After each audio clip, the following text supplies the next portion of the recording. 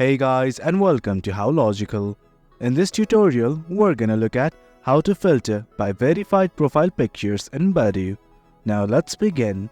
Do note that I have already logged into my account. In case you have not, do log in right now. This is the interface of Badoo. Now we want to only look at the verified profiles. Right here is the Preferences button. Simply click on it. Then something like this will open up.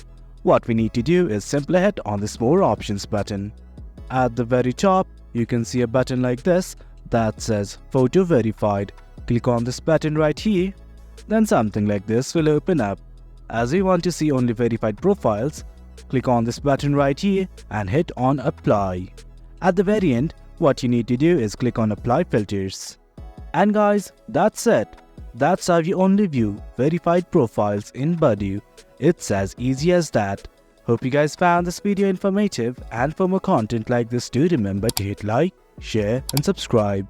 Your support fuels us. Thank you.